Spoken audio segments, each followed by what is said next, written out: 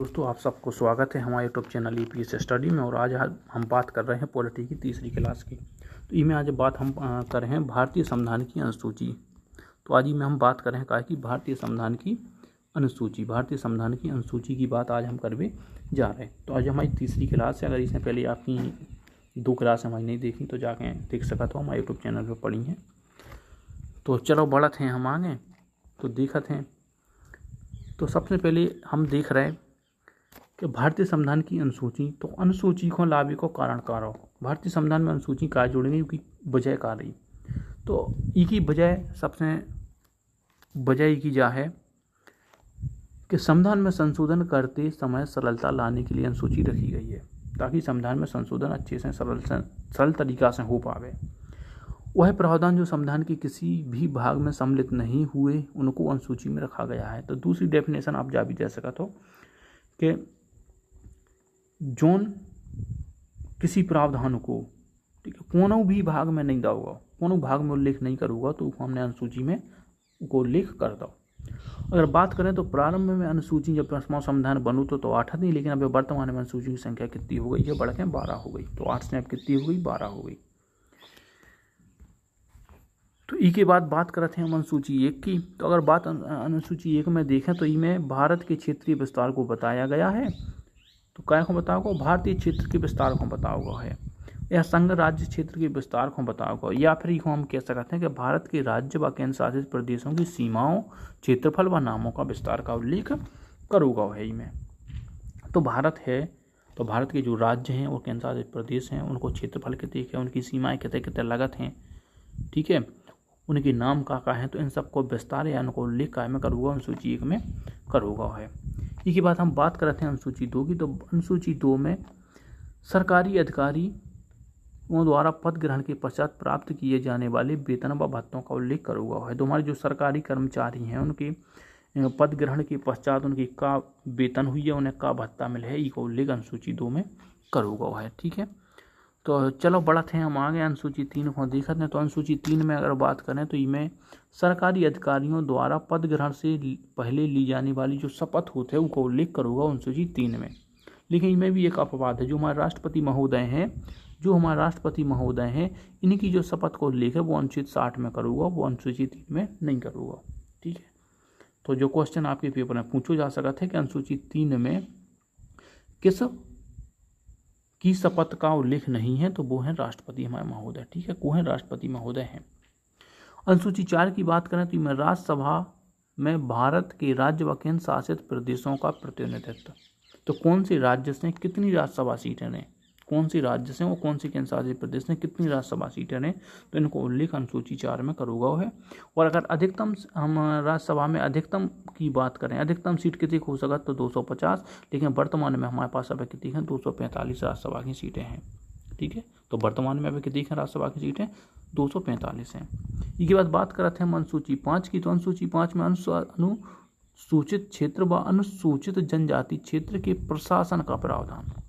तो जो हमारे अनुसूचित क्षेत्र हैं और अनुसूचित जनजाति क्षेत्र में उनमें प्रशासन कैसे हुई है, ठीक है, तो उनको प्रावधान काय में करूँगा? अनुसूची 5 में करूँगा। और अनुसूची 6 की बात करें तो असम, त्रिपुरा, मिजोरम और मेघालय, असम, त्रिपुरा, मेघालय और मिजोरम के अनुसूचित क्षेत्रों का प्रशासन, ये हमारे अनुसूचित क्षेत्र अलग से हैं, ये 4 राज्य, तो इनमें प्रशासन कैसे हुई है, ठीक है, तो इसको उल्लेख अनुसूची 6 में करूँगा है। इसके बाद हम बात करते हैं अनुसूची 7 की। तो 7 में उल्लेख करूँगा केंद्र व राज्य के मध्य शक्ति का विभाजन।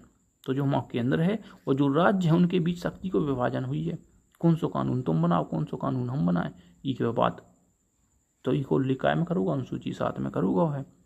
तो सबसे पहले मैं 3 सूचियों को उल्लेख करूँगा, कौन कौन सी करूँगा तो हम देख लें कौन। तो सबसे पहले हम देखा था मैं राज्य सूची, ठीक है। तो राज्य सूची, दूसरी है संघ सूची और तीसरी है समवर्ती सूची। तो अनुसूची 7 में 3 सूचियों को उल्लेख करूँगा, कौन कौन सी? एक तो राज्य सूची, संघ सूची और समवर्ती सूची। अगर बात करें हम राज्य सूची की तो इस पर कानून बनाने का अधिकार केवल राज्य को होता है। जो राज्य सूची है और जो राज्य सूची में जो विषय हैं उन पर सिर्फ कानून राज्य ही बना सकता, केंद्र पर कानून नहीं बना सकता। ऐसे ही बात करें हम संघ सूची की तो संघ सूची में कानून बनाने का अधिकार केवल केंद्र को होता है। तो जो संघ सूची में जो विषय दिए गए तो उन पर कानून बनाने केवल अधिकार की केंद्र को है। हाँ, इनमें तो जो हम राज्य सूची में जो प्रारंभ में विषय थे वो कितने थे, 66 थे, लेकिन वर्तमान में कितने हैं, 61 हैं। तो प्रारंभ में विषय कितने थे, 66 थे, और वर्तमान में कितने 61 विषय हैं। और जैसे राज्य सूची में विषय का होते हैं, तो जैसे कि भूमि तो जो राज्य सूची का विषय है, पुलिस राज्य सूची का विषय है, खेल राज्य सूची का विषय है, ठीक है। इनमें केंद्र को कोनो मतलब नहीं है, तुम क्या कर रहे का नहीं कर रहे, ई पे कोनो भी कानून बनाओगे तो राज्य बनावे पूरा स्वतंत्र है। इसके बाद बात करें संघ सूची, तो संघ सूची पे कानून बनावे अधिकार केंद्र को है, और प्रारंभ में 97 विषय है, लेकिन वर्तमान में इनमें 100 विषय हैं। जैसे कि इनमें संचार, रक्षा और रेलवे ये संघ सूची के विषय हैं, ठीक है। अगर रक्षा से संबंधित कोनो भी कानून बनाओगे तो केंद्र बनाए, राज्य को में कोनो मतलब नहीं है, न कोनो अधिकार है। रेलवे भी संघ सूची का विषय है। इसके बाद बात करते हैं हम समवर्ती सूची को, तो समवर्ती सूची केंद्र व राज्य दोनों को ही कानून बना सका, तो समवर्ती सूची पे तो 2 ही कानून बना सका, चाहे राज्य भी बना सका तो केंद्र भी बना सका। अगर समवर्ती सूची में हम प्रारंभ में विषयों की संख्या की बात करें तो 47 विषय थे, लेकिन वर्तमान में बढ़ के कितने हो गए, 52 हो गए हैं। कितने हो गए, 52 हो गए। जैसे कि मैं समवर्ती सूची में कौन कौन विषय आउट हैं, तो शिक्षा है, स्वास्थ्य, परिवार नियोजन है। कौन कौन आउट, शिक्षा, स्वास्थ्य और परिवार नियोजन ये विषय में आउट हैं। तो चलो बढ़ते हैं हम आगे, तो आगे देखते हैं अनुसूची 8, ठीक है। तो अनुसूची 8 भारत में प्रयोग में लाई जाने वाली औपचारिक भाषाएं। तो भारत की जो भाषाएं हैं उनका उल्लेख काय में करूँगा, अनुसूची 8 में करूँगा। तो प्रारंभ में जब हम संविधान बनो तो इनमें 8वीं अनुसूची में 14 भाषाएं थी, कितनी थी, 14 थी, लेकिन अब बढ़ के कितनी हो गई, 22 हो गई। कितनी हो गई, 22 हो गई। तो ये भाषाएं कभी कभी जोड़ी गई, जो आपको याद जरूर रखना है, और इसे क्वेश्चन आपको जरूर मिले पेपर में। जैसे कि 15वीं भाषा कब जोड़ी गई, ठीक है। 16वीं, 17वीं, 18वीं भाषा कब जोड़ी गई, और कौन कौन सी भाषा जोड़ी गई, जो भी पूछो जाते हैं, ठीक है। तो 15वीं भाषा की बात करें तो 21वां संविधान संशोधन भाव तो कब है, 1967 में। कब है भाव, तो 1967 में। इसमें भाषा कौन सी जोड़ी गई, सिंधी भाषा। कौन सी भाषा जोड़ी गई, सिंधी। तो 15वीं भाषा जो जोड़ी गई वो 21वें संविधान संशोधन के द्वारा जोड़ी गई। 1967 में जो संविधान संशोधन भाव तो इसमें कौन सी भाषा जोड़ी गई, तो सिंधी भाषा जोड़ी गई। इसके बाद हम बात करते हैं तो 16वीं, 17वीं, 18वीं भाषा यह 71वें संविधान संशोधन 1992 के द्वारा जोड़ी गई।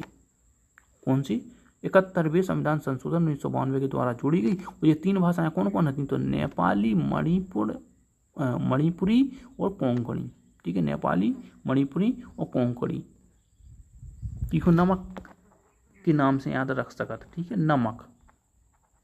तो नेपाली, ना से हो गई नेपाली, माँ से हो गई मणिपुरी और का से हो गई कोंकणी, ऐसे यहाँ पे याद रख सकते हो, ठीक है।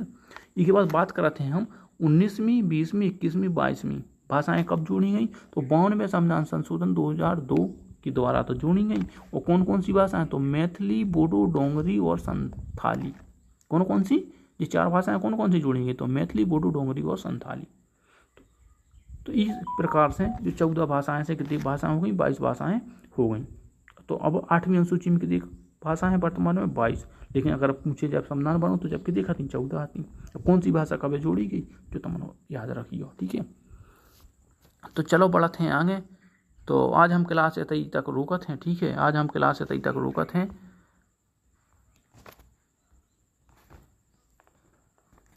और ज़्यादा लंबी क्लास हो रही है, तो आज हम क्लास इतनी रंदे रहे। और आगे की जो 4 अनुसूची बनी, 9वीं, 10वीं, 11वीं, 12वीं, ये बाद में जोड़ी गई थी, तो इन पर चर्चा हम कल कर ले हैं।